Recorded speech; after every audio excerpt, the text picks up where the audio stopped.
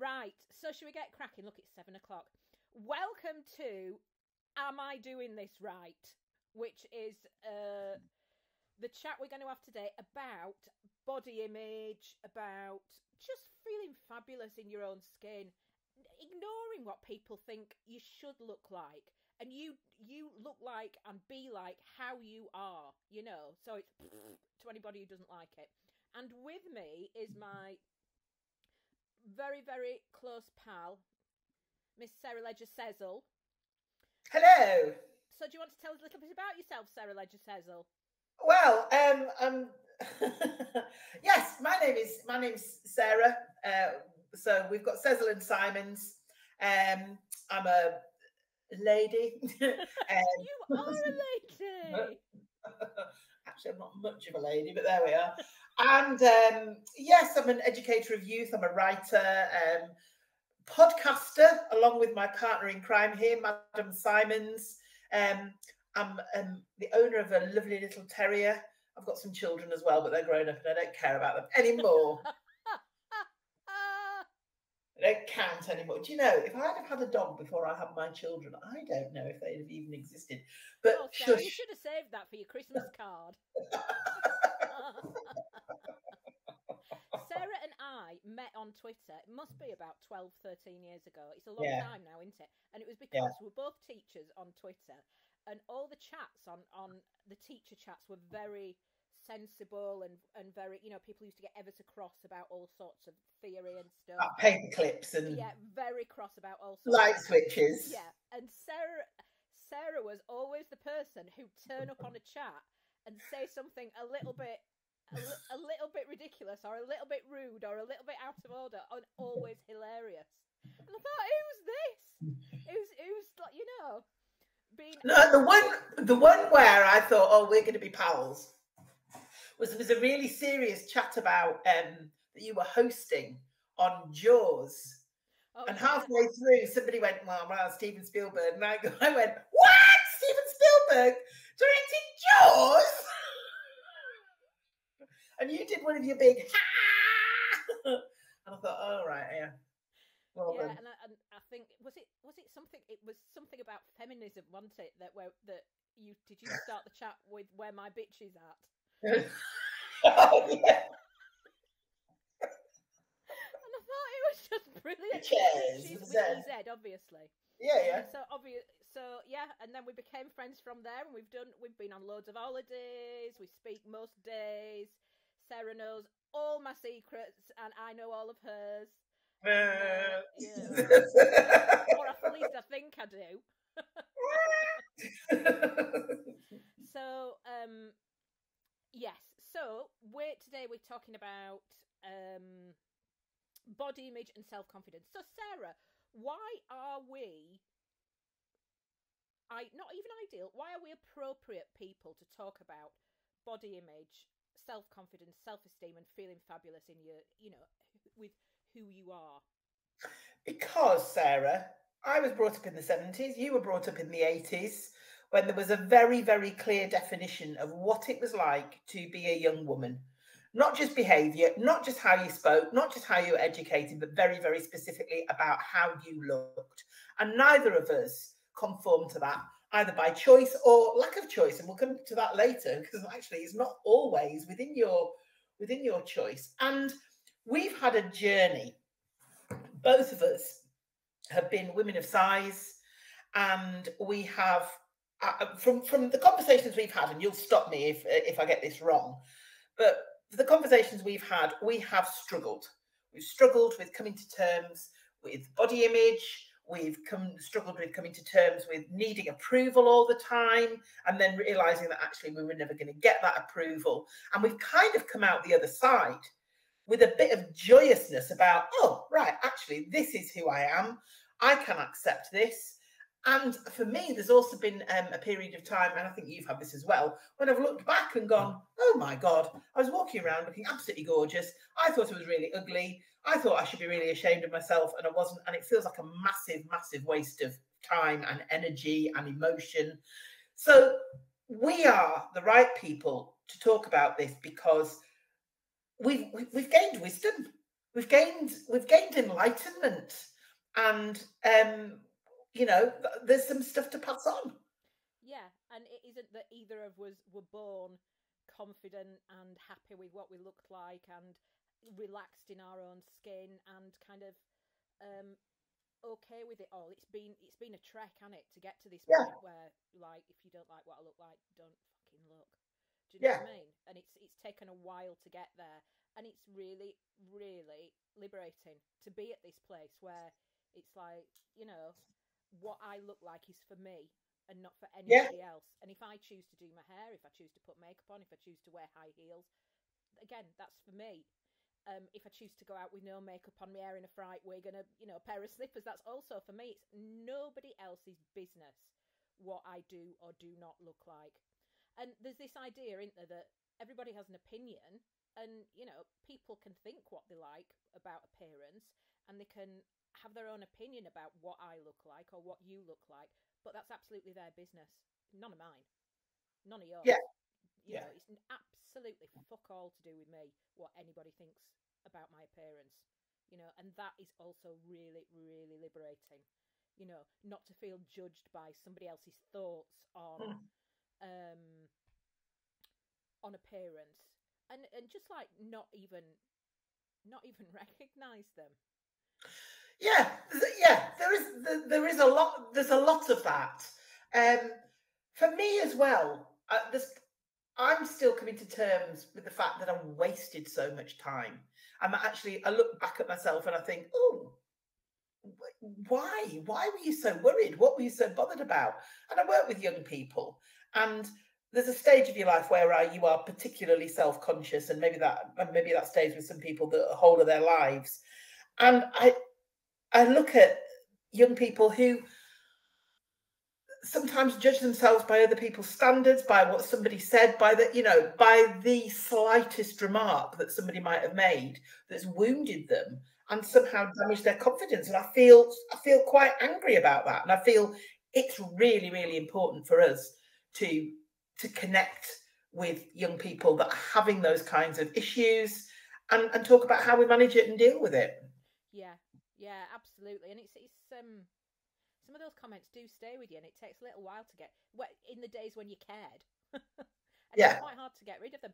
Can I just check? I'm just looking on the chat. Is my sound a bit better now? Am I a bit louder, or is it both of us that are a little bit quiet? Just let me know. And for the person who asked who my lovely guest is, it's Miss Sarah Ledger, Cecil, one of my bestest pals in the world. A podcast pal. Oh, brilliant! Yes, that's better. The sounds good. What was I going to ask you, Sarah? Yeah. So let's just talk about fashion in bodies, and how mental even that idea is.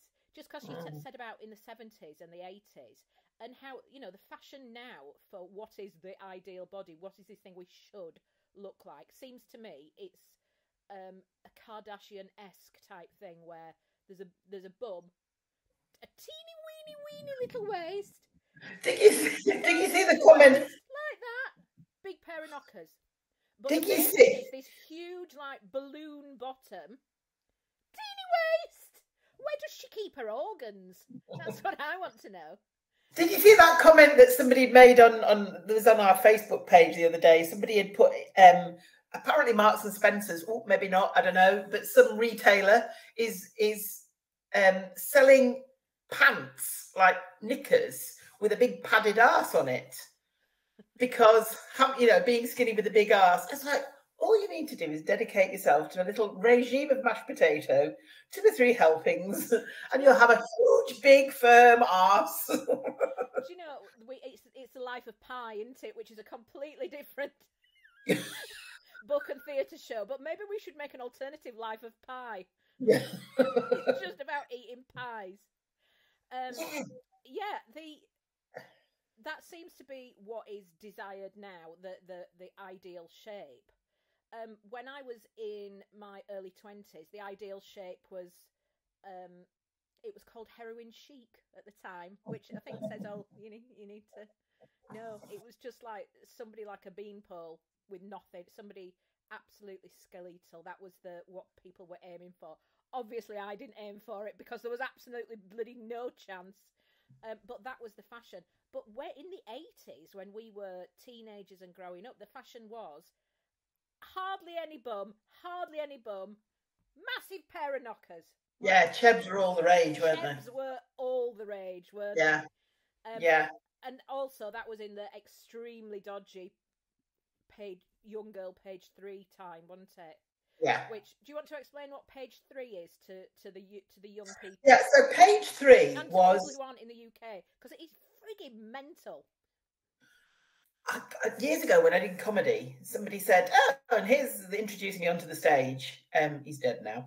Said, "And this is Sarah Ledger. She's featured on page 3, 4, 5, 6, and 7." I thought, "Fuck you, mate." Yeah. Bloody hell, a tawdry joke. Anyway, page 3. I'm glad he's already dead, and we don't have to find him. And I don't know if he's dead. I've just cursed him from afar. No, page 3 was the third page of a tabloid newspaper called The Sun, and there was always a topless picture of a young, usually blonde, white, very young woman who'd be doing something like this, going. Sometimes she might have specs on, like. Is that when brain box Barbara. She was a brain box Barbara for that, or she was a secretary, or she was a librarian who'd gone fruity. Yes. Very, very, very sexual. And the girls were 16, 17, 18. Do you know what I mean? And they would have something like a little bit of blurb around them, and it would be like, "Saucy Sarah loves the seaside. Oh, bet those would fill a few buckets." Or, and she'd have a mermaid tail on, and freak us out. But it was completely topless. And this is in normal everyday newspapers. This isn't this isn't like anything pervy. This was just normal, off the top shelf, or no. It was just what you expect from page 3, and it was a bit of a thing in the UK, wasn't it, for a long time. Yeah. And and people's you go around to people's house for a sleepover, and the next morning their dad or their brother would be opening. Oh my God, and it was interesting, challenging. I mean, there's bits of me that think, well, maybe quite liberating, but there was a very, very specific style of what was sexy. And as you say, no bum, not fat, but corkingly massive knockers. And kind of big nipples, and usually some sort of curly, bubbly blonde hair. I do like your page 3 poses, Sarah Ledge. Do you recognise them? Oh, let me tell you this while we're talking. In one of the colleges I used to work, one of my colleagues, she was head of hair and beauty, was a former page 3 girl. And only a few of us knew, and I was like, "Rah!" I wanted to know everything. And she was 19 when she... Look at Mama Mercredi on here. She's saying she's floored by the whole idea of page 3. Honestly, Google it. It's a little bit upsetting. You keep slipping back into your page. I know. What's his name? Rick Parfitt shagged a lot of them. Oh, here we go. Sarah likes. There's a gentleman, R.I.P. of status quo. He's deceased, and it's a tragedy that we never got to meet, because we were a match made in heaven. Me with my page 3, and him with his chat-up line. Chat-up line was, "My name's Dick. Do you like it?" What more could I'd have gone? I'd have married him on the spot. I'd have gone, "Yes, and I love you." Sarah. What a line! That is a fantastic line, Sarah. You can't deny it. I can, though. I really can. Imagine if he wasn't a pop star or rock star or whatever they were. He'd be like, "Hello." No, I'd still go for it. Somebody's ringing my doorbell. What's going on there? So we were talking about page 3. Page 3. Even the idea of fashions in bodies is mental. Everybody's got their own individual body. Why on earth would we think? Hang on, I'm just going to look out the window, right? I'll keep talking to you while I'm doing this. No, because he's dead. Oh yeah, okay, sorry, forgot that part. It is, Rick. We're all in trouble. Yeah, so just even the idea of there being a type of body that is um the acceptable is completely bonkers, isn't it? Yeah, but it's always been the case. Yeah, no, I Because know it has, but for us, I feel like we're dickheads for falling for it. And every new generation, you get like a new crop of young women who fall for it for a bit, and then they go, yeah, actually, that's fucking mental. We're not. Don't be silly. How can we possibly have a 12-inch shape of waist body or that we're supposed to look like? No, no. And then they come to the senses, don't they, when they get a bit older? Some of them, and I've met a few, and it's lovely, come to the senses very early on, and they're just like, yeah, this is me, don't like it, don't look, you know. Well, you were saying about, sort of nowadays the ideal body is maybe the Kardashian body. But the thing for me, when I was growing up, and until I would say almost about 4 or 5 years ago, fat bodies just were not represented anywhere. And what I see is massively different and massively encouraging today is that they're represented all over the place. Yeah. And the idea, even the other day, there was some little infographic. I was doing some online training thing. And, they always have somebody, they'll have a range of different ethnicities, and they'll have somebody who is maybe in a wheelchair or whatever. And the thing that's always really annoyed me about that's great, lovely. I love a bit of diverse representation. There's never anyone fat. They had a fat little animated lady the other day. Yeah. They had somebody in a wheelchair, they had a gentleman in a turban, and then they had a fat person. And I thought, it might be tokenistic, but you know what? It's a bloody start. Yeah, it is. Just recognising that there's a range, there's all sorts of diversity that, and being able to see yourself, see a version of yourself is so powerful. But also, not just see yourself as a victim, because that was the other thing. The only time there was ever any fat people, they all came to a terrible end. Yeah. And I was really disappointed with Brendan, what's his name, and the whale. I was like, oh, for crying out loud, man. I loved that. Did you? Oh. Fraser.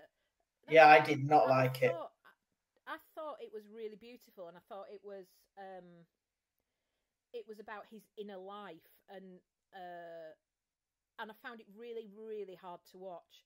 But I thought his performance was so beautiful, and it could have been shit. It could have been like almost circus-ish. I just thought the whole premise was problematic. Yeah, yeah. That he was again. It was a. And spoiler alert, he ends up dead. But it just was so bleak, and such a bleak representation of a fat life, when it just doesn't have to be like that. But that was that one particular fat life. It wasn't saying this is what all fat people are like. It was, this is what's happened to this man, and this is how he's dealt with it, and these are his issues, and this is the last few days of his life.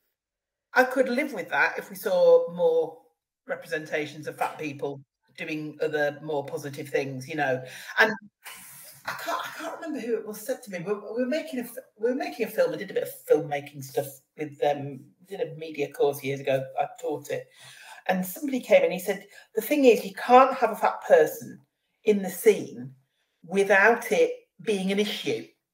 That the fat is a code. The fat is a code for something is up. It's and it's the same as. I mean, it was like that with queer characters in the past as well. They were only there. You could only have a gay character if there was going to be some turmoil, that they were going to be thrown out of the house, or they're going to, fall in love with the wrong person, or they were going to get battered or whatever. One of the best bits of just gorgeous little incidental representation that I've ever seen about that was in an episode of Doctor Who. And it was when David Tennant was still in it. And there was just a little tiny bit of a character. He sat next to her. They were on some doomed plane or whatever. And she said, and the thing is, I just need to get back to my wife. And that was it. There wasn't an issue about that. Yes, I remember that. Yeah. And he was just talking to a gay woman who was talking about her family. Yeah. And there was no, that was just, and that's how it needs to be. That there's a fat person there, and there's no issue. They haven't got some saving grace, like they can, multiply 128 by 3016 or whatever. It was just part of they just are. Yeah. and when did you get to feel okay about your body? Was there like a turning point? Was there something that happened? Was the, you know, was there an event that made you go, actually, I'm all right. I'm more than all right. I'm fine exactly how I am. Yeah, I think certain post-divorce relationships helped with that. I think in recent years it's been weight training. I mean, you know, I do strength training. I lift weights. I went there because I was arthritic and was struggling with, you know, mobility, struggling standing up, getting out of a chair. And a friend of mine recommended me to go and do some strength training to build the muscles around my joints to support that. It turns out I'm really strong. Like, and so suddenly, and then if you look at women or men who lift a lot, they are big. They're big people because you use that, you know, that strength is part of the ratio of how successful you are. And people that lift big weights are big people. And suddenly it felt like, oh, there's a bit of a purpose to this. And I mean, I've always felt it because I was a swimmer. And there was a bit of a barrier, particularly when I was really, really heavy, heavier than I am now, thinking, oh, I really don't want to be seen in a swimsuit. And then I used to think, oh, fuck it, I can do a mile front crawl and you can't, so fuck off. I don't care how funny you think this is. It isn't. But for me, the weight training was very empowering. And it did feel that, okay, I can't do everything. I can't, you know, I can't run. I can't walk very far without it being painful, but I could, you know, well, at the moment, I can lift 10 stone over my head. Wow, that's amazing. Sarah, tell us about your heritage and where you should be. We've had this conversation before about where Sarah thinks she should be and what she was born to be. So my auntie, my mum's family from Glasgow, which is in the middle of Scotland, and my auntie went to live in northeast Scotland in the Highlands, in amongst the fishing villages. And what you need up there, what a good wife was a woman who was strong enough to pick up her husband and in his sea gear and his sea boots and carry him through the waves to the boat without getting him wet. That was the idea of a good wife, you know, not that she was like made lovely fairy cakes or that she was a tremendous shag or whatever, but actually I was do all of that as well.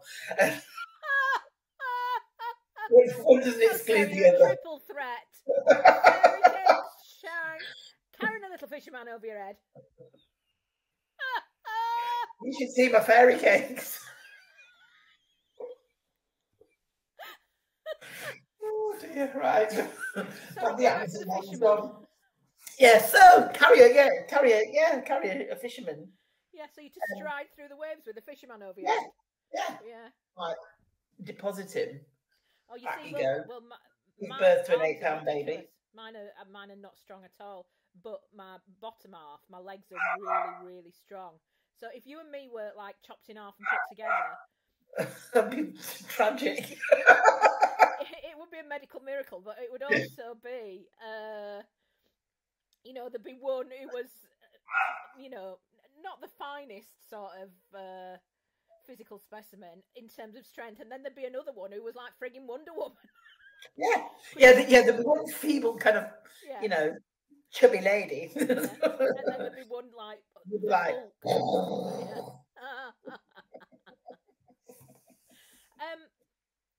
so I've told you about this before.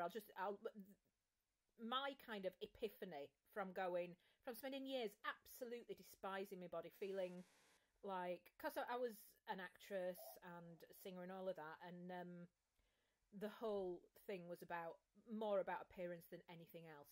And I was, at that point, I was small, you know, I was a size 14, UK size, which I think is 14, 12, which I think is a size 10 American. And that was considered, again, in the early 90s, that was considered enormous. So I was the enormous fat girl parts, and it was very, very clear that those were the roles that I was being put up for, and those were the roles that I would get. and people would comment about your body as if you weren't there. In auditions, they'd comment about your body, talking to the casting directors as if you weren't in the room. So you were just like this piece of meat, and I got it quite good at the auditions, because it was like, you learn to kind of distance yourself from all of that. But I don't think that's very healthy either, to kind of hear all this commentary about your body, and and kind of disassociate. So I absolutely hated my body. I thought I'd been totally let down by it. I used food as a way to anaesthetize myself, and drink, because I was, I'm 7 years sober now, but I was a very big drinker. To anaesthetize myself from all of the sadness around, and the zero self-esteem. And now I look back and I think, oh, you poor cow, you were gorgeous, Yeah. because other people felt that you didn't fit into this very, very narrow idea of what they thought was attractive. Didn't mean you weren't attractive. Do you know what I mean? Yeah. Never went short, dear. That was very odd, because there was a little Ronnie Corbett movement there. Thank you. But yeah, and I carried this with me quite a long time, and then and my husband always thought I was beautiful. He was always my size, my shape. It was just not something that we ever discussed, because it just wasn't relevant in our relationship. We met when we were 23, but I still carried all this awful self-esteem for really low, zero self-esteem for my appearance and for being fat. And then I had Tom, and after I had Tom, I had 5 miscarriages. So we wanted a load of children, and I was no problem getting pregnant, but the pregnancies wouldn't stay with me. Tom was the only one. He was the first. I got pregnant with Tom on honeymoon, and he was absolutely fine. But the other pregnancies just wouldn't stay, and it was so sad and so upsetting. And I kind of, that's because I'd 5 years being either pregnant or grieving or trying to get pregnant, and so I kind of fell out with my body a little bit, and I didn't despise it anymore. But I just felt like, well, my body doesn't even fucking work. It's not doing the thing that I want it to do, which is to have a load of children, And after we decided that was, that we weren't going to do that, we was just spending a massive chunk of our lives, me and my husband, being really sad that we weren't this kind of family that we wanted to be. And yeah, after the 5th one, so I'd been pregnant 6 times by that point. With Tom, and then 5 that didn't stay with me. After that 5th one, we just thought, we're exhausted, and all our focus is being taken away from this lovely kid, our little Tom, and having a lovely time and an amazing time with him. It's all the focus is on the things that we don't have, all these other children we don't have, rather than the thing that we do have, which was our Tom. So we decided, right, that's it. We're a family of 3. This is just this is us, and so because of that, I started to kind of reclaim my body a bit, when I just decided, well, it's us now. It's the 3 of us, and we're going to have a lovely time, and we're going to have the best lives together, and we're going to have shitloads of fun, and it's going to be awesome. But the other thing that happened that was kind of, Tom was about 3, I think, at the time, was I was very, very close to my nana, my mum's mum, really, really close. And I spent lots and lots of time with her growing up, and she was rock hard Yorkshire woman, absolutely wonderful, total bitch, absolutely hilarious, very funny. She worked below stairs in posh houses in London. She was a maid and stuff like that, and then came back up to Yorkshire during the war. And I just got on so well with her. She was, one of my favourite people. And she died when she was 96, so she'd had a good long life. She'd done all sorts of exciting things. She was amazing. Nobody would be going, "Ooh, so young." Do you know what I mean? But she'd been poorly time and again, and we'd raced up the motorway and been with her a few hours, and she kind of rallied, and so we weren't as in that phase of, oh, she's very poorly, she's going to die. But we were having a day out. Tom must have been about 3 or 4, and we were at Legoland, which is in Windsor, right in the south of England. We live in Nottingham, in the middle of England, and my parents and my family were all in Yorkshire, up north. And my mum called me while we were at Legoland and said, your nana's really, really poorly. And I said, do you think we should just ditch this holiday and come up? And she went, yes. And I knew that was probably it. So we knew that my mum was so kind of, yeah, I think you should. And she wouldn't have said that if she didn't, really mean it. And so we got in the car, bundled Tom into the car, and raced like 5 hours up the motorway. And by the time we'd got to the hospital, she'd already died. And it was just, and it was just devastating. She'd already died. She died peacefully. She was, and they said, do you want to see her? And I did. I wanted to see her. And I didn't know why. I just felt like I went with my instincts, and that was the thing to do. And so me and my husband went in to see my nan, and she was on the bed, and she looked all, her hair was all nice. She was on the hospital bed, and she had a cover over, and she looked all serene and calm. And I'd never seen a dead body before. I did, so that was quite a shock. And it was so strange because it looked like my nan. The body looked like my nan, but it wasn't my nan. It was like, where's my nan gone? This is, this shell, this person, this outside seemed like this entity that looked exactly like my nan, but it wasn't my nan. My nan was somewhere else, and she looked beautiful, and she looked calm, and she looked all of those things, but my nan was somewhere else. This was just her body. This was just her outside. And it was it really kind of knocked me for 6 to have this idea that actually your body, your outside, is the thing that contains you, that you're contained within. The other stuff is just the outside, Yeah. And so, like, your body's like the handbag. All the important stuff's inside the handbag. Yeah. Do you know what I mean? Yeah. And it was really strange having that experience and being able to separate appearance and body and outside from who you actually are. All the important things that make you, and make you valuable, and make you, somebody who's important, and somebody who you love, and somebody who's, makes a massive impact. And it was from there really that I started going. And it was, it was at the same time that I was losing these babies and all that kind of thing, and having this like really intense time with me, seeing my nan after she died. And it was a real kind of epiphany that your outside is just the thing that carries you about. Yeah. Yeah. And it was really, really powerful. And it was since then, which was maybe 17 years ago, that I just thought, I'll look how I want. I'll be who I want. I don't need anybody's approval for my appearance. I don't need anybody's opinion. They can have an opinion. It's absolutely fuck all to do with me, and just completely reject that idea of needing approval of appearance. And yeah, I do enjoy doing my hair, and I do enjoy clothes, and I do enjoy makeup and all of that shit.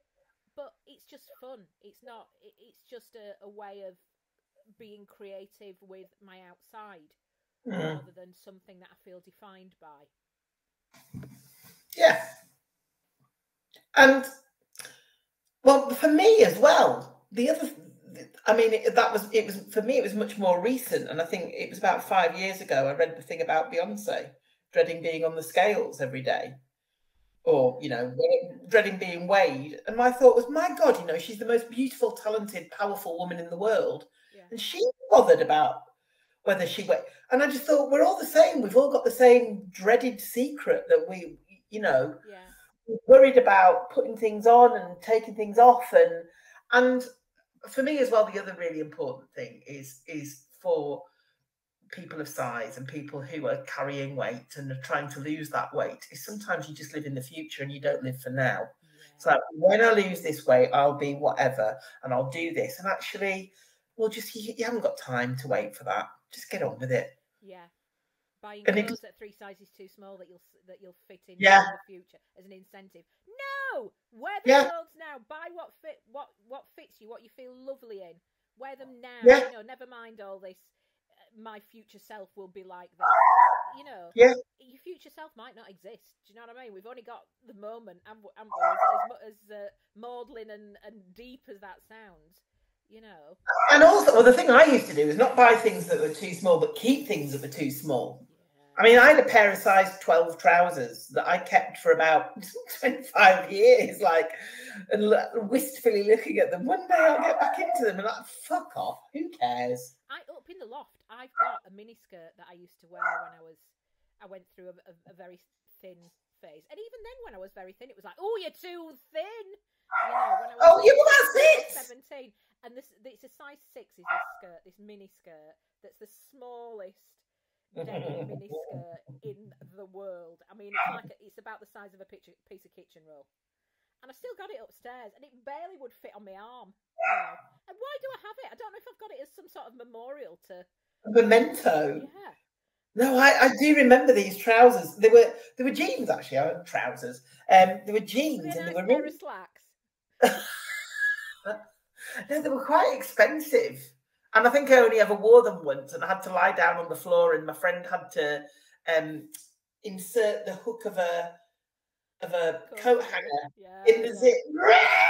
And then like, whoa, I had to walk around like, whoa, but inside's hanging out or constricted, unable to breathe. Yeah. Success! No.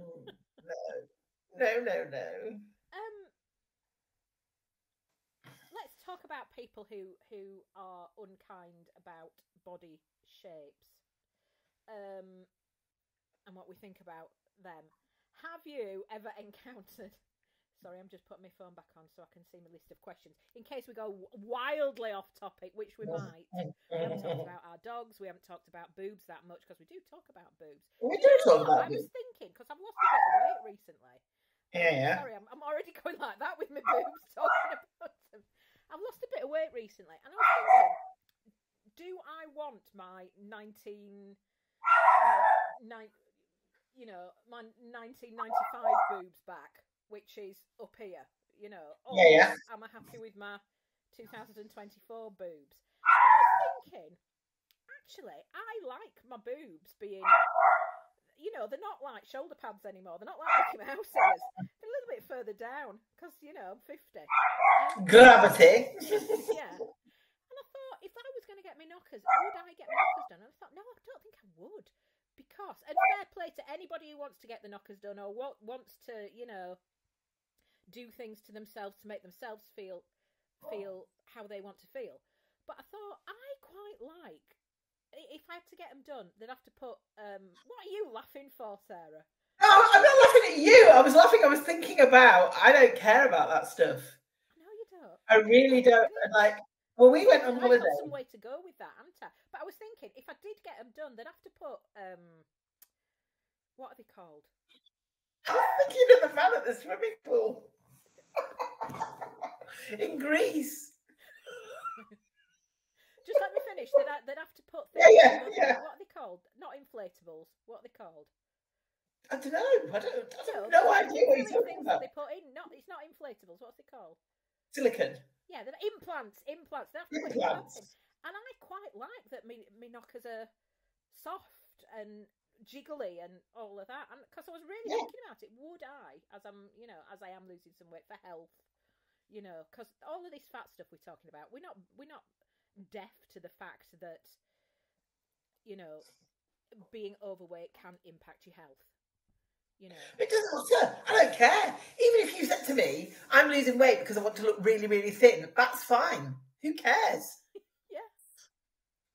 You know, you didn't thinking about knockers and about not caring about you. Well, I was just going to say, you didn't sign a pact. I will remain fat for the rest of my life, and if I stop being fat, I will have betrayed everyone. It's like, fuck off. you like? I did God. actually, though, Sarah. No, we went on holiday to Greece, me and Sarah Simon. I'm not very good at going on holiday. And Sarah would always go, come on, let's go on holiday. And I'd be like, yeah, I hate it. And then kidnap you every time, don't I? Yeah. So she built it up slowly from a day at Chatsworth House. Yeah. And we've been to Paris, haven't we? We've been to London loads of times. Paris. We have. We've been to Paris, and then we went to where did we go to? Rhodes. Oh, Rhodes, that's right. Yeah, I forgot that from. Oh, Rhodos, I'd forgotten about that. Yes.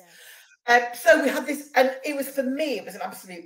I'd always been on holiday, either like camping or with lots of little children, and it was all really, really hard work. We went to this lush villa. It was gorgeous, and there was just like a little marketplace down the hill, and there was our own pool. I just took the kit off, walked about, didn't give him, I had my pants on. I wasn't, well. Not always, Sarah, as you can recall. There was one moment where Sarah didn't have her pants on, and I was in the. Am I all right telling this? Am I all right telling this, Sarah? Oh, no. Let's just say. I saw more than I intended to. Had a glimpse of the fairy cakes.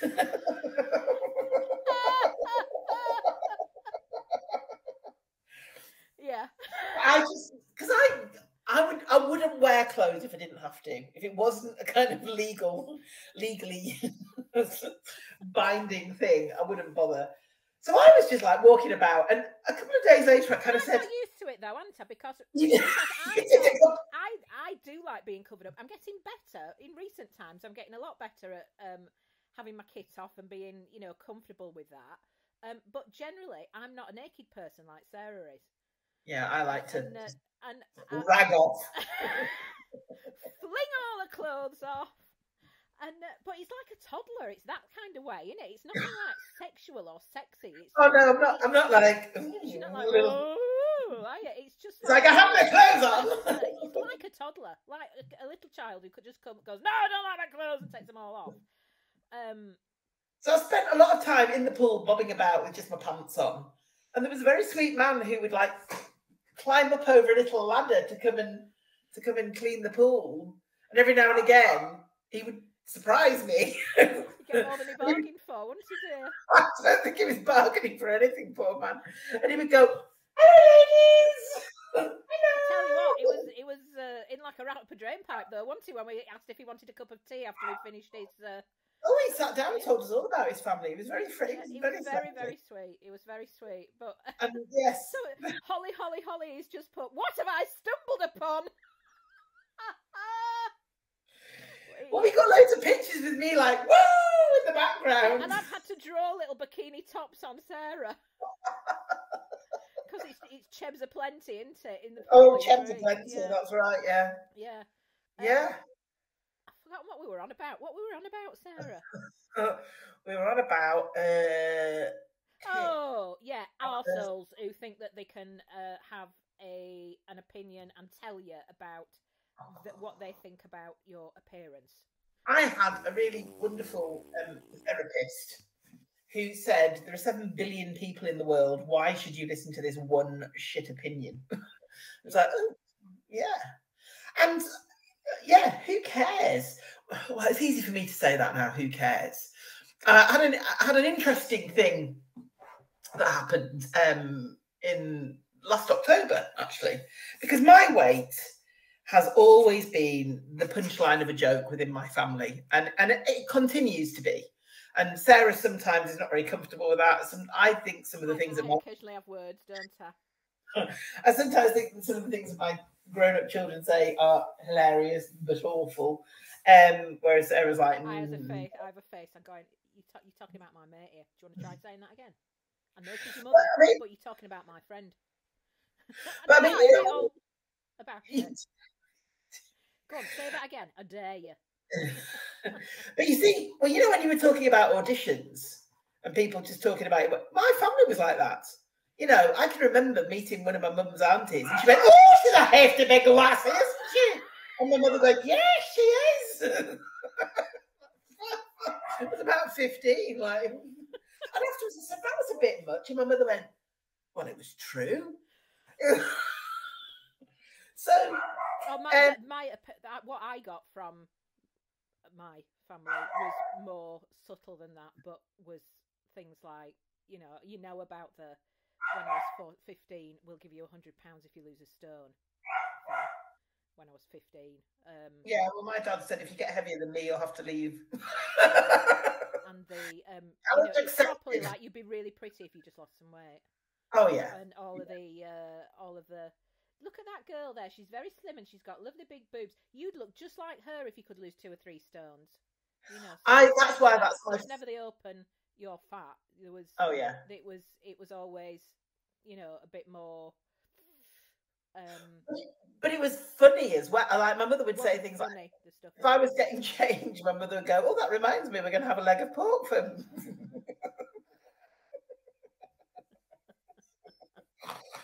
So, but it's always been the punchline of the joke, you know. Yeah. And we went away for to Scotland. We went to Scotland to scatter my parents' ashes. My parents died a couple of years ago, or last year and the year before, and we went to scatter their ashes up in a place they really loved up in Oban. And it was October, and we were right next to a beautiful loch, and I like to swim in wild water. So one of the days that we were there, we gathered down at the loch side, and I had my swimming costume on, and it was, it was 5 degrees, it was cold. And we were going to go for a swim. And my brother went, "Oh, no, you can't be in your swimming costume. There's kids here, you'll traumatise them." And he said it very loudly so everybody could hear, and in a funny, "You'll traumatise the children." And I was very proud of myself because I did turn around and say, what is going to be traumatic for these children? Seeing a fat, disabled woman empowered by swimming and not allowing any of that to stop her from getting in the water and doing something she loves. Is that going to traumatise them? And there was a bit of an awkward silence. And I said, "Why don't you get in?" And he went, "Oh, well, everybody here's got a 6-pack." So it's like, that's just your projection of how you feel about yourself projected on me. And it's wrong. Why should we stop? And I think this is the thing, is these comments are, maybe they're not designed to, but the effect of them is to think, I am not allowed to be in this space. I am not allowed to do this thing. I've got makeup all over my face. Look like I've suddenly gone. Oh, it doesn't. Oh, thank you, darling. As for you, you're looking very stunning, I have to say. Very Kim Wilde. Thank you. That is a compliment. No, I know. I love Kim Wilde. I'm very. Yeah. I can see that. And see, you've taken a look. You've taken. I'm going to America soon, aren't I? With the kids in America. With the kids in America. And you also invented the big glasses trend. Definitely. Because I remember that was Ronnie Corbett. No, you got those big glasses. Well, no, you got those big glasses a few years ago, and you showed me them, and I was like, "Oh, Sarah, too much, mate." I was like, "Oh yeah, lovely, yeah." And then now everybody's wearing them. I'm wearing them. Look at these great big specs. They look lovely on you, though, babes. They do. What we're talking about? It's very easy to just say, "Oh, ignore the bastards," or tell them to fuck off, or whatever. But actually, ultimately, you do need to think that is a you problem, not a me problem. Yeah. And those sort of comments, any comments that belittle other people, whether, and I'm not comparing be a comment about somebody fat to any, sort of hate comments, but but the purpose is to make that person feel superior to the person that they're saying something awful about. Regardless of the content of the comment, it's a way for them to feel like they are better than that person. So that makes it like even, and so they're searching for something to try and make themselves feel better, which couldn't be any more of a them problem, could it? Do you know what I mean? It's nothing to do with the person that they're targeting. The thing is, with fat, you don't have to search very far because you can be spotted at a distance. You can be an arsehole. You can be an addict. You can be a murderer, and nobody would see that from a distance to make a derogatory comment. I'm not saying an addict and a murderer is the same thing. Excuse me for that. I know what you mean. You know what I mean? But something that somebody could pick on. But fat is so obvious, isn't it? And I went somewhere. Oh, I went. Oh, I do remember where it was. My ex-husband was a scout. He still is a scout, which let's not go there. And we went on some scout camp, and a kid made a derogatory remark about me, and I was like, are you going for an observation badge? Is that what you're going for? Because you think it's because you think I'm. It's so noticeable. It's the least witty thing. Yeah. It's the least clever, insightful thing that you can say about me. Yeah. So, Oh, I had one recently on. oh, go And on. I don't get them very often because I think people are just used to me. The people that I talk to online anyway. Oh, there's a load of people just turned up. What does that mean? Oh, is that Max GGG's friends? Hello. For new people, this is my friend Sarah Ledger Sezel. Hello. We're talking about self-esteem. We're talking about being fat birds and how we're completely fine being exactly who we are and encouraging people to be happy in their own skin and happy and feeling gorgeous exactly as they are. Yeah, I was just saying, crikey, there's a lot of people just turned up, a couple of hundred. You're right, everybody. You've missed the conversation about shagging. You've missed the conversation about boobs. We'll probably get I think we can bring boobs we back. can bring boobs back, can't we? We'll get back to boobs. Yeah, it was when I did a Minecraft thing with Tom. He was showing me how to play Minecraft, and it was loads of fun. We had the best time. And then he went, "Look, if we go live, people will actually see." And one of the first things somebody went was, "You're fat." Oh my God! I never knew. Call the press team. Turns out I'm fat. Well, this is a revelation, everybody. Who knew? I was like, and it kind of. I was surprised by it because it was like, oh, for fuck's sake, can you at least be a little bit creative? If you're gonna have a go at me, just dig a little bit deeper, please, babes.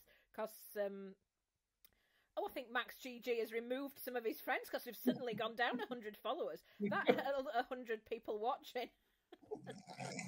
Don't go listening to that Max GG. He's not going to talk about boobs, is he? Well, he might. I don't know. I'll tell you who else is streaming tonight. My friend Average Harry, who I adore.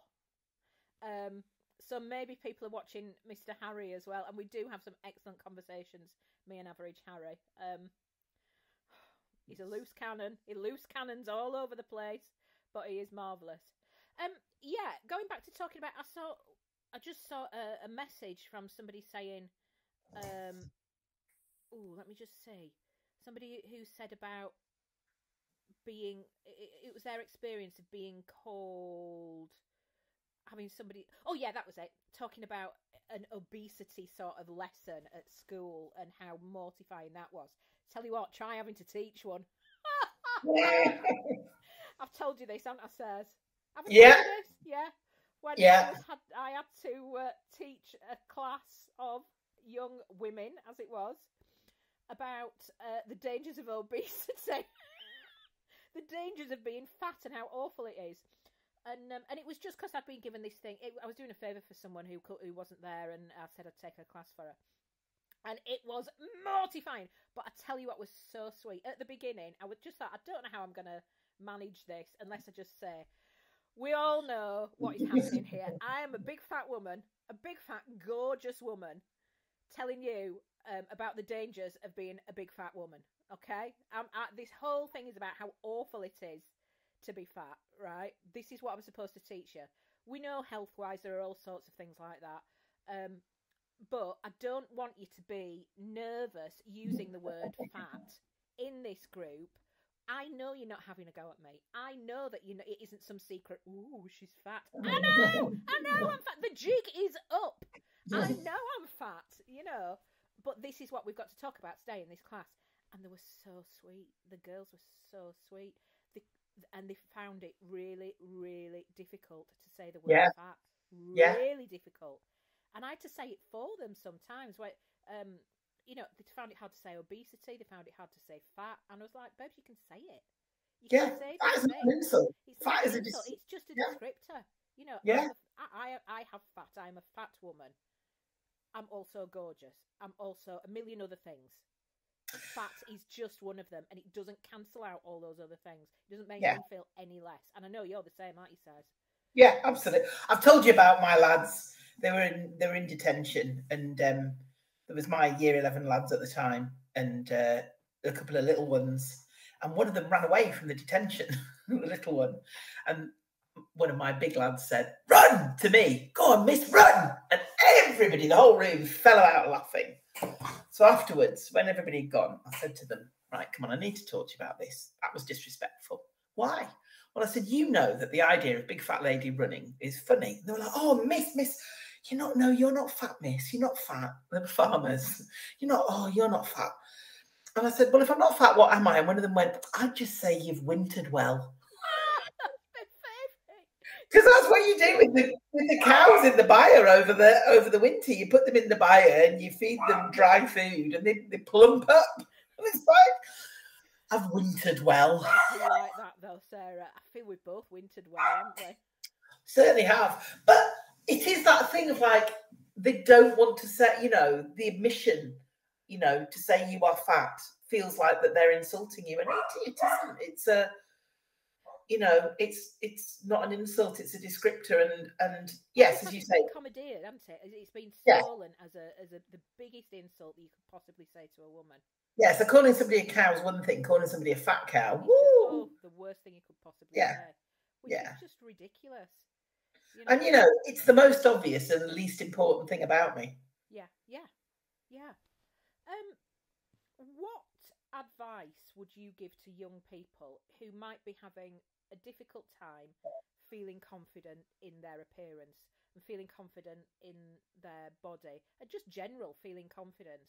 So this is self-esteem, self-confidence, all of that business. I think to remember what it is you do well, and I think to absolutely hone in on your talent, and that can be very difficult sometimes to see when you're young, particularly when you might be being criticised by a lot of older people, or where you're being asked to make lots and lots of improvements. I think the biggest thing I'd say is use your body. Use it. It's not there to be. It isn't a decoration, just a decoration. You can decorate it and make it look gorgeous and whatever, but use it. Do things with your hands. Walk about. If you can, and find a way to connect with it. I think that's what I would say. I mean, because I think, well, you know what I think. I just think everybody should do weights, but that's not the answer. For me, the thing about weights is finding something that empowers me. And there are lots and lots of people about nowadays, online, in schools, who might help you if you were to ask, what is it I can do that would help me, would be able to give you an answer, because it isn't all just about being the best person, just like, doing the 100 meters or whatever. There's a whole load more of that, more things to do. But it could be art, it could be cooking, it could be writing, it could be it's focusing on what you do well, and everybody does something well. Yeah. Is that a bit facile? Is that a bit? No, I don't think it is. I think it's also find your joy. Yeah, but it's finding, and every week I say, go back to this frigging Dolly Parton quote. You know how much I love her. I do. It's Sarah, by the way, who sent me the full size Dolly Parton cardboard cutout that I haven't brought downstairs today, but I do normally have the full size Dolly with me. That whole work out who you are and do it on purpose. Yeah. I just think it's so valuable. Yes. And it's not saying be this, be that. It's saying work out who you are. And you might be weird. You might be quiet. You might be loud. You might be shy. You might be a total nerd. You might be a sporty person. You might be a million different things. But do it on purpose. You own it and be it, and kind of embrace it. Yeah, I would. Yes, I would totally agree with that. It's hard when you're young because there's so much. There's so many things, and I think we've been very lucky, very privileged in lots of ways to be able to work through a whole lot of stuff. Yeah. And we've both found ourselves in positions of power, actually. Both of us have had sort of authoritative jobs and positions in life and positions within the family, even being sort of both of us are matriarchal figures within our families. That's very, very empowering. And sometimes it's not as easy to see those things when you're young. But you don't always have to believe everything everybody says about you. Yeah, absolutely. People can tell you who you are, even if you haven't asked. Well, yes. Often when you haven't asked, people like to tell you. And something happened recently, actually. I met somebody that I hadn't seen for ages, and I remember her being really, really cool. She always had, and she was a lovely person. She is a lovely person, but I remember her being really cool. Always listened to the music that I'd never heard of, and wore the cool clothes and the cool this. And I remember at the time feeling like, ooh, when I was in my early 20s and that, feeling I'll never be as cool as that person. I'll never be cool. I always, I will listen to the pop records, and I will have, all of that, the mainstream of everything. And now I'm like, I fucking love not being cool. I've never been cool, and I never will be, and I love it. I'm not interested. The obscure music, if that's what you love that. I don't have to, and I don't feel any less because I don't. I like a bit of Kylie. I like a bit of Taylor Swift. All of that, a bit of Harry Styles. Who cares that it's completely mainstream? And that goes across the board for design and for status quo, things like that. And I really, really love knowing that I'm not cool and I will never be cool. I'm just not. I'm super mainstream, and that's completely fine. I'm totally happy with that. And I'm also really, really embrace being lots of different things. That I'm quite academic, and I'm doing another degree, and I'm intending to do my PhD afterwards and all of that. I'm quite intensely academic with stuff, and I love all that shit. I also love the Real Housewives.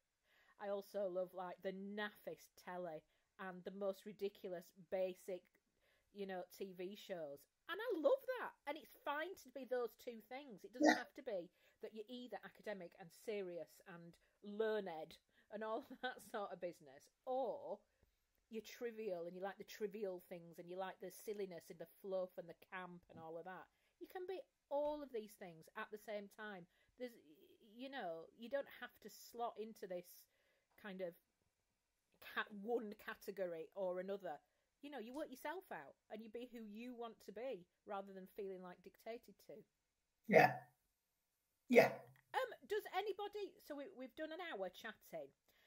Does anybody want to ask us anything, or or anything for us to mull over? Just pop it in the chat. Oh yeah, that's interesting. Liberty saying that link. What I just said links back to society trivializing everything that's typically female. Yeah. I always loved that it was teenage girls that clocked onto the Beatles first. Well, normally it's the gays and the girls, isn't it? Then everybody else. The gays, the girls, and everybody else. That was always the way, wasn't it? And then suddenly, oh, hello. The rest of the world finds out. Yeah. Yeah, the revolutionary force for aesthetic good. Yeah. You see, this is why I've got so many gay friends, and always have, because they know what they're doing. They know their worth. Yeah. Lots of my homosexual gay and my LGBTQ plus friends, they know their worth, or a lot of them do anyway. Let's have a look. That was an interesting. That was a huge generalisation. Sorry about that. I'm sure lots of people don't know the worth, but the people I know who are very like loud, showbiz, camp, full on, who are absolutely at home with themselves, who are people in the 40s, 50s, and 60s. They absolutely do. This is an interesting one. Thank you, Liberty. Did you ever struggle with accepting love because you didn't think you deserved it? How did you deal with it? Because we both went, yes! Yes. Can you remember thinking less of boyfriends who were really, really into you because you'd think, Yeah. well, What's wrong with you? they can't be much cop if they think I'm brilliant. I will ditch them immediately. Yeah. What a weirdo. What a weirdo who thinks I'm the greatest. Yeah. Oh. Bye. I had one bloke who was very, and I really regret, I do massively regret this. I do think if I could go back to a day in time, and he was absolutely like, you know, you're so gorgeous and you're so, I couldn't ditch him quick enough. Couldn't get like. We like, whoo, like a cartoon. Very sweet boy was. Yeah, absolutely. That idea of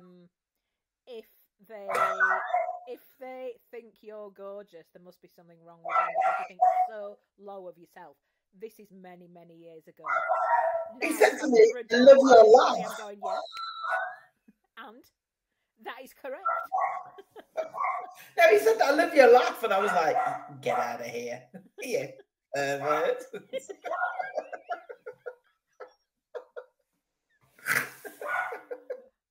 you know, it was awful, and I was really, really mean to him. And one of my friends, my best friend, who was a lovely gay chap, I had this boyfriend, and he just adored me too much, and I was not keen. And one day he told me, I was so awful. One day he told me I had dangerous eyes. And I made the mistake of telling my friend Jonathan, and he thought it was the funniest thing he'd ever heard in his entire life. And I had to like say bye bye to the young gentleman not long after because I just couldn't cope with Jonathan. What about your knees? Are your knees dangerous? What about your elbow? Have you got terrifying elbows? But yeah, there was that idea of terrifying elbow. Oh, here we are, Mama Mercury. I'm happy to tell you all about this. This is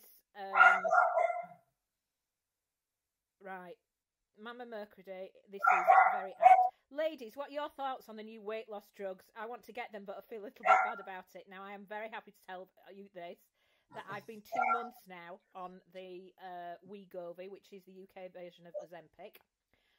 It's not a small Michael Gove. Nobody knows who that is. Most of our friends are American. So. I know that. I know. Michael Gove is a very uptight politician. He's actually quite small, and "we" is a Scottish word for small. So every time I hear the words "Wegovy," I think of a tiny little Michael Gove. Yeah, I've been on it for nearly 2 months now. I've lost 2.5 stones. I was not really interested in losing any weight at all.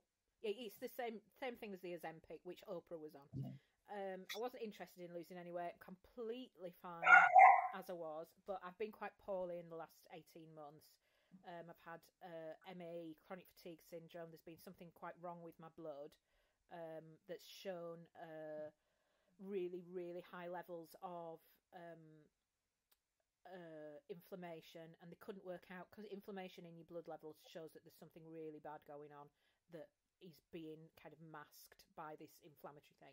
And mine were 4 or 5 times the maximum of what they should be. So in the past year, I've been at the doctors, been at the hospital, seen lots of different specialists, had tests for everything, and everything was kind of being ruled out, which was brilliant. We had a few really difficult weekends where, you know, things had come back inconclusive for some, you know, very frightening terminal cancers. And so there was a few weekends where we were thinking, you know, maybe I'm not going to get old. Maybe I'm not going to, you know, it was very frightening, wasn't it, Sarah? It was awful. It was just dreadful. Really awful. When a really awful test comes back inconclusive, and so you just wait to see, well, you know, how long have I got? 2 years, 6 months? Yeah. But luckily, everything's come back negative eventually. I've seen lots of specialists. And I saw my doctor, and now they're just like, well, this is just a thing. We're just going to have to keep on top of it, just keep trying, see what it is that's going on, but just feel hopeful that most of the big things have been ruled out. So last time I saw her, she said, and my doctor's absolutely brilliant, NHS GP, and she said, you know, you could try losing a bit of weight if you wanted. I've stayed the same weight for 5 or 6 years, you know, massively overweight, but I'd stayed the same. And I said, do you think it'd help? And she went, it might. And I said, well, what can you do to help me? Because I know about nutrition, I know about exercise, I understand about psychology, and yet there are a million different reasons why I just can't leave this compulsion for food, as well as loving food, as well as, you know, having all these emotional reactions to food. And I understand everything around it, and it's just not working for me. So what can I do? And it was my doctor that suggested the weight loss drugs. And it's been absolutely revolutionary for me. For example, the first thing, one of my very first symptoms when I was getting poorly was I had like lumps came up on all the tops of my fingers, and when I first started getting really poorly, and I had X-rays and stuff, and they said they just thought it was to do with this inflammation stuff, but it was also maybe some arthritis starting, and within like 6 weeks they've all disappeared. I've got loads more energy back. I've been going swimming 2, 3, 4 times a week. Bearing in mind, I wasn't strong enough. Sometimes walking up the stairs at home, go up the stairs, I'd have to stop halfway and have a little break. I was so tired. And the doctor... It's telling me the battery's running low. Sorry, I'm not meaning to... If I suddenly disappear and I can't work out why it's saying that, because it's plugged in. Okay, well, I'll keep on talking while you sort Yeah, keep on talking, love. Try not to... on, haven't you? Just checking. You're not accidentally naked, are you? Not entirely. Sarah does occasionally ring me from the bath. Not today. Oh, what the hell's going... I don't know what's happening here. She'll work it out. Yeah, yeah. Keep going. Sorry, you were talking about... Yeah, for me, these drugs have been completely game-changing. I know not everybody in the world is going to have the same outcome for them. I inject myself once a week. It's and I know that I'm an all-or-nothing person. You know, I've talked about being a recovering alcoholic. I used to smoke a lot. I used to do all sorts of other things which were, you know, illegal and not great. And that's something that I could stop. Smoking, I could stop. Alcohol, I could stop. But when with food, it isn't something that you can just stop. You know, so this is why even caffeine I've stopped. But with food is so difficult for me because I can't moderate. I'm a really extreme person, and you know, and I have, you know, I'm quite keen on addictions. I'm still here, but I'm just taking my thing off just in case I haven't got any pants on, for example. Oh, it's grease all over again. The country, not anything else. Hang on.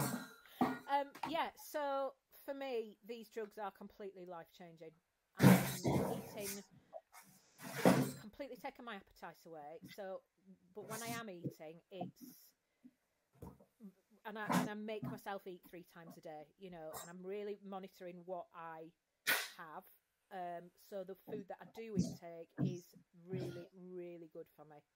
You know, I'm having lots of protein, hardly anything that's processed, nothing that's ultra processed. I even making my own like flatbreads and tortillas and stuff. And as I say, some people have had massive sort of. Are you plugged back in? They're plugged in. Okay. Some people have really bad reactions to it. Lots of sickness, lots of diarrhea, constipation, headaches, all that. I haven't had anything. You know, it's for me. And as I say, 2.5 stones in the first couple of months, and I feel so much better. So that's my experience of it. I don't. If people think that you know, using drugs to lose weight is cheating, again, like with the other stuff, entirely up to them. Everybody's entitled to their own opinion. This is what works for me, and I'm not saying it will work for everybody, and I'm not saying it's the right way for everybody. But for me, the Ozempic is totally life-changing. Yeah, absolutely, Mothman. Finding the right one for you is important. Let's just have a look. I just want to butt in there because I totally agree with every word you said there. One of the things that I find so difficult within our culture, within our understanding of fat, is that people who say they can eat lots and lots but never put on weight are admired. It's not what you eat, it's whether or not how you metabolize it you're judged on. And those people aren't seen as greedy or piggish or hoggish or whatever, even though they might eat loads and loads and loads and not put on weight. Yet somebody who might not eat as much and puts on weight is seen as, you know, not a nice person. I just find that so bizarre. Yeah. So why the hell shouldn't appetite suppressants or you know, medical support to help you lose weight, if that's what you want to do, why shouldn't that be an issue? Live Bob here has said, Live Bob 1V has said, I think weight loss drugs aren't going to change your views on your body fulfillment. Your body fulfillment in your body will come from acceptance, not from loss of weight. Absolutely, but I'm already completely fulfilled in my body. I'm losing weight because it was something that my doctor suggested, and she said she believes that this drug is as game-changing for obesity as Viagra was for men for impotence. But if you wanted to make that change because it was an aesthetic change, that's still fine. Absolutely. Nobody would judge you for having a tattoo and going, actually, I want my arm to look more beautiful. It's just the same. And I think, you know, so you wouldn't say to somebody with you know, with a big tattoo on their arm, like mine, for example, you know, you've not accepted your arm. Yeah, I have. I'm just doing something different to it. And that's the same with your weight and your body. If you want to do it for whatever reason you want to do it, that's okay. Yeah. And Mama Mercury, just looking to lose enough not to die faster and have more energy. Exactly. I mean, I did it because that's what you know, I've had a lot of health issues, and if losing weight by whatever means makes it possible for me to lose weight, makes me feel better, makes me feel healthier, then that's all I need, you know. Years ago, I lost 10 stone. Haven't put it all back on, but getting close. No, you're not. You've only put a bit back on, haven't you? Yeah, and I put a bit back on, but and also my body composition is different. It's quite a lot of muscle. You just can't see it. You can feel it though if you squeeze. Oh, Sarah, and now I've got to go do this. I haven't got any muscles there at all. I have not got muscular tits. I know, but you just said squeeze, which makes I know. Sorry. But I did that. I know I lost weight by counting calories, and it was my sort of thing was arithmetic and vigilance. And people consider that incredibly virtuous, but it's no more or less virtuous than any other. People are like, oh, that's amazing, oh, brilliant, blah, blah, blah, blah. Who cares? Who cares what the method is? Yeah. If you're making yourself happy. Yeah, absolutely. You know. Absolutely. Who cares? Are there any more questions? Let's have a look. I'm sure there are, and I'm just not seeing them.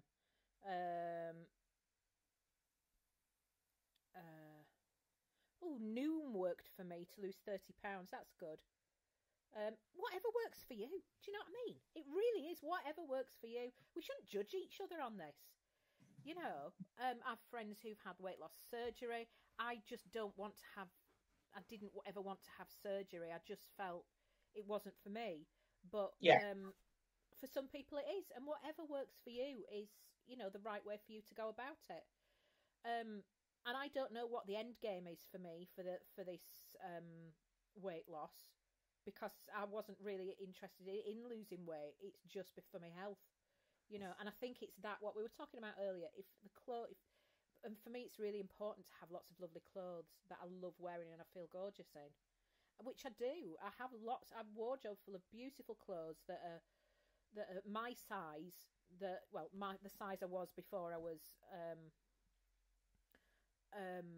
before I'd lost, you know, this two and a bit stones, which is like 33 pounds, I think.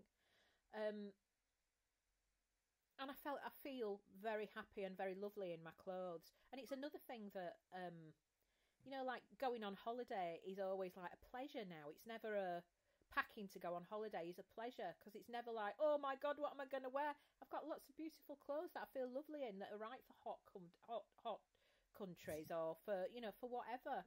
And it's so empowering for me.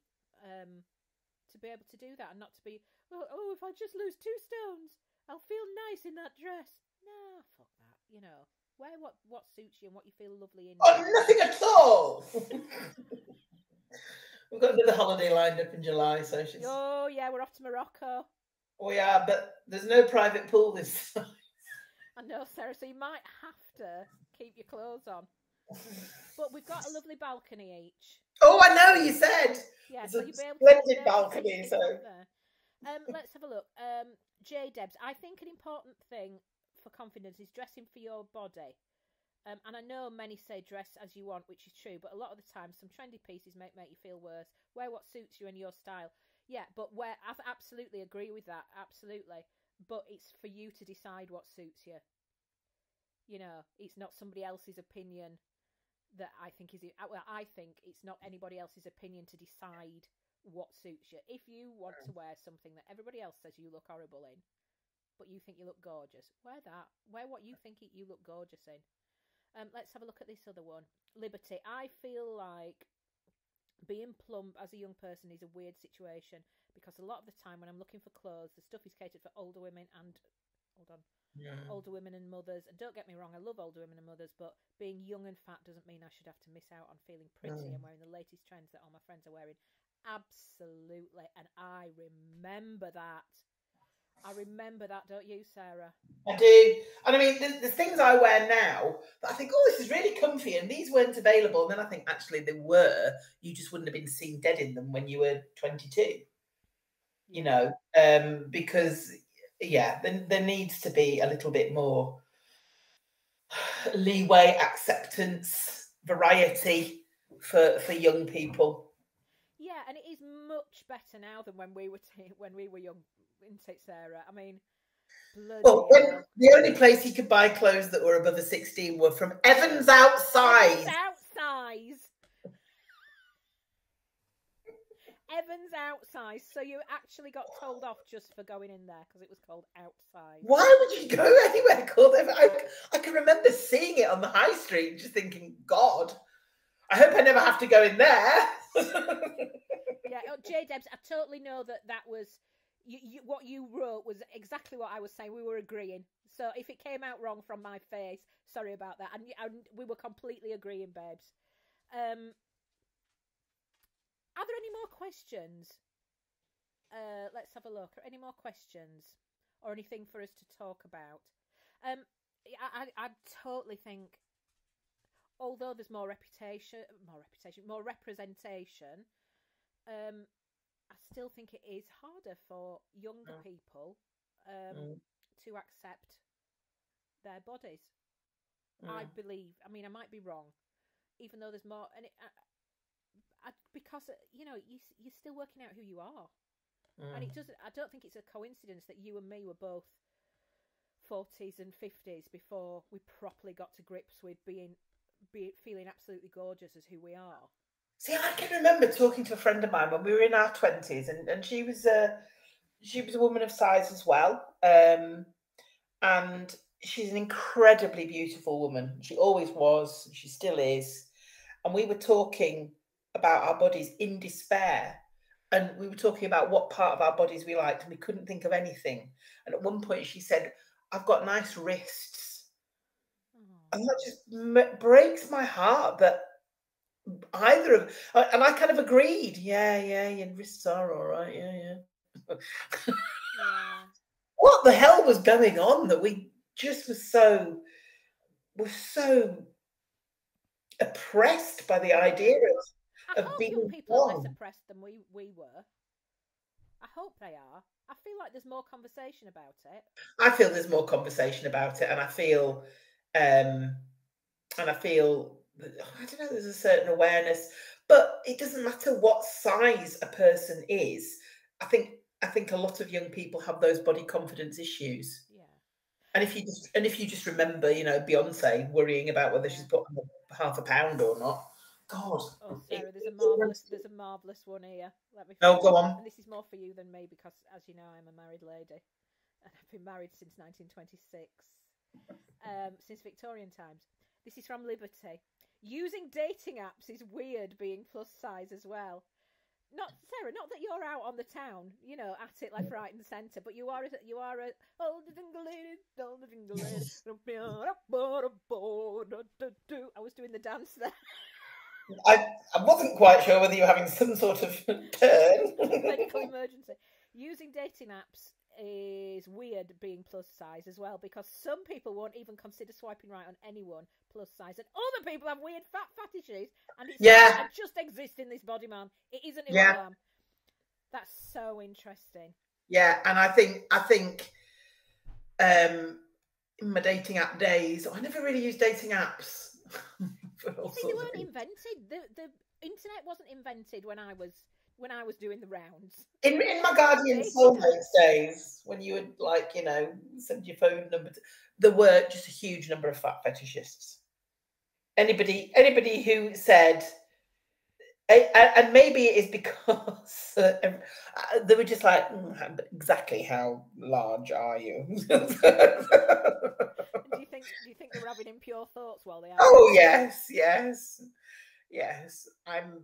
And I think that's a problem. But of course, it's a problem again. I think if anybody talks to anybody who, you know, whatever size, whatever conventional range of conventional or unconventional range of beauty there is a certain amount of commodification going on there and objectification, and people think that what they want from a distance is a particular, you know, breast shape or particular foot size or particular, you know, and actually that's not really how human beings work. Yeah. And dating apps do sometimes. I think dating apps work brilliantly, and I think there probably wouldn't be a, you know, population left unless we had dating apps. But you've got to be very careful not to just reduce it down to, you know, do you have this? Do you know what I thought about dating apps before I knew what they were? I don't know if I've told you this. Because, as I say, I have lots of gay men friends and quite a few who are single. I thought Grindr was exactly the same as, what's the main one? Tinder. Yeah, I thought it was just a straight version of that, because Grindr, you work out where people are and work out who's nearest, and it's more a convenience thing, isn't it? Yeah. You know, which made total sense. I think Tinder is as well. I think Tinder can be as well. Do you? Yeah, I definitely. know it was a lot more discerning on Tinder than it was, you know. I don't know. I don't know either. I think it can be used for quick and casual hookups. Is that what they call it? Hookups? I don't know what they call it. I couldn't possibly say. Looking to you like you're like this all the time. That was me just acting out. You choosing somebody and running off. No. Can you remember when we had that conversation when you said something about somebody being 20 miles away and me going, 20 miles? I wouldn't drive 20 miles for a date. See, in Cumbria, that's practically next door. You're in the countryside, aren't you? Yeah. But I was out. I said I wouldn't drive 20 miles for Brad Pitt. I probably would. Let's be honest, I probably would. Clooney, I would. Obs. Clooney. Yeah. I might even get a bus for Clooney.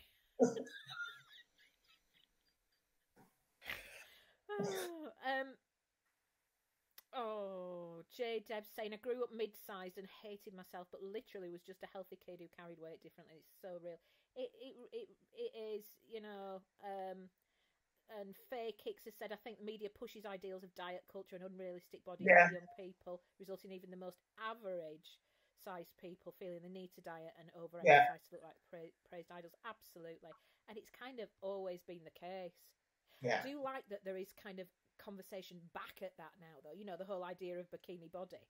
You know, because that was just accepted as a bikini body means somebody who is tiny little with boobs and who is wearing a bikini and looking like a model. And you know, when people started going, hang on, if you're a body that is in a bikini, you have got a bikini body. So, you know, I really like the kind of talking back element to that. Yeah.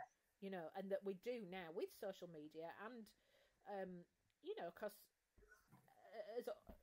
as much as we've got an awful long way to go with feminism and with the patriarchy and all that kind of business, we have come a really long way, even since you and me were, you know, in our 20s, we've come a really long way. And, you know, I feel like women do have more of a voice now and can answer back and can question. Hang on, so why do you think I should look like that? Yeah. Why should I conform to this set of instructions that you've made? I didn't make those instructions, this recipe of what I should look like. I didn't make that. So why should I conform to this thing that I haven't given my permission to do? But the other thing is that, you know, I will be too truthfully honest with you. I didn't choose to be fat. I didn't have a game plan. I didn't go, I will eat 20 cakes. It doesn't even work like that. It's not 20 cakes. It's 2 tablespoons more of rice every single day for 30 years. That's what does it. And it's complicated. It's psychological and emotional, and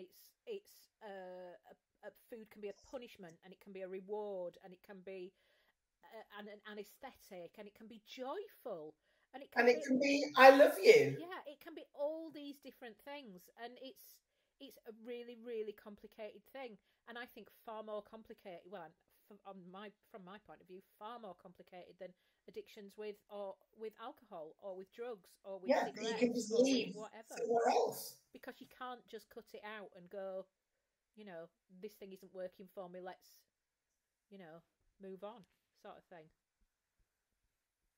So let's just do one more and then we shall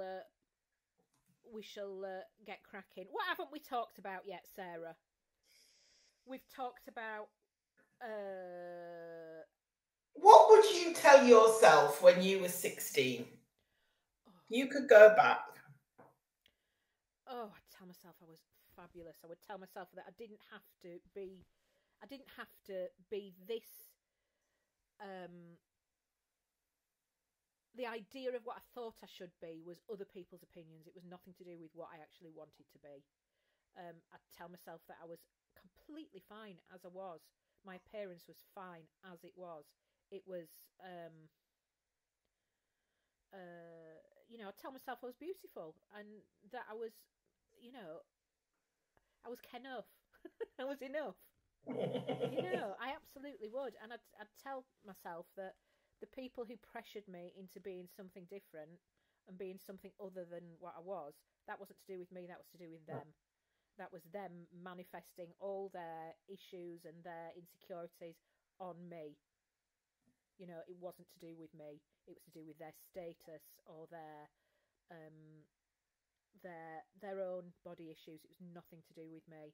And I would embrace what I looked like. And I would try to understand my relationship with food and my addictions. And yeah, I would try to understand them rather than just kind of, you know, either ignoring them or anaesthetizing myself through alcohol, through drugs, through drink, through, you know, through food, through whatever, whether it was relationships I was addicted to or things like that. I'd work really, really hard on understanding my addictions and addressing them. What about you? Oh, really simple. I'd say lift and lift heavy. That would be it. I know. That would be it. I love how it does something wonderful to you, doesn't it? Oh, it does. I do, honestly. I can't tell you. Me swimming. I've been swimming for quite a few weeks now, and I'm really enjoying it. And I am enjoying it, but I don't think I have that like euphoria that you have from lifting. No, and I don't have. Sometimes I get out of the pool and I think, oh my god, that was horrendous. No, there's nothing like it. And you see, my son lifts, and he lifts very heavy, really heavy. But actually, he got it from me. And oh, I do love it. And one of the best part of my week is lifting a heavy weight and taking a rest between sets. Sorry, and then I just have to maybe, and sometimes, you know, somebody, because I go to a very, very structured gym, you know, and there's part-time. It's partly semi-private training, so you're in small groups. So one of the trainers will put another weight on, and then I've got that minute or so to think about what I'm going to do, how I'm going to lift that next weight, and I have to think through my whole body to think about what I'm going to do, and it is the most peaceful time I have in my entire life. I mean, that sounds wonderful. It's the closest I can come to imagine what praying would be like. Really? That sounds absolutely gorgeous, Sarah. It is. It really And is. like in some ways, my head is completely empty, but it's also completely connected to my body, which is something as a fat person, I sometimes try and forget about my body. And I've spent a lot of time being disconnected from my body. And this absolutely tunes me into it. And I love it. And I can see a reflection because I wear shorts, I wear a sleeveless top. I don't feel any embarrassment about any of that. And there's mirrors in there. And actually, I sometimes make eye contact with myself in the mirror and I feel really proud of myself. Go like this. I go, got it, girl. You got it. You know, I'm nearly 60. I'm a fat old lady that can barely hobble down the pavement. And it is the most gorgeous feeling. And I just wish I'd known about it from the age of 17. But I didn't. So fine. That's fine. Move on. I enjoy the swimming. I am feeling more connected to my body. Losing this weight and feeling better. I am feeling more connected to my body. But the thing that, well, there's two things that are exercise-wise that I've done that I did feel like were for me. One is dancing, because I did musical theatre at college and I was in loads of musicals and stuff, and so we were doing hours and hours of dancing every day, and was sort of professional stage and stuff like that. And I love that. Are you there, Sarah? Well, shall I tell you what happened then?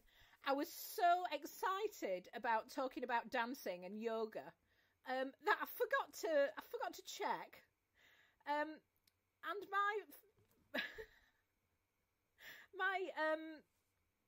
I'd run out of battery on my laptop. So I think we should bring this to an end because, once again, my technical know-how has messed everything up. But I've had a lovely chat. Thank you so much for everybody who's been here and everybody who's chatted with us and everybody who's been involved. Thank you to our gorgeous mods and huge thanks. Oh, you see, I haven't even got my laptop on something, so it's like we're it's like everybody getting motion sickness. Yeah, huge thanks to gorgeous Sarah Sezel. Sarah Ledger. On Twitter, she is Sezel, Sezel. So follow her because she's absolutely brilliant. Thank you so much for chatting with me and with Sarah. Really, really appreciate it. And we'll see you next week for more Am I Doing This Right? Chat. Bye-bye.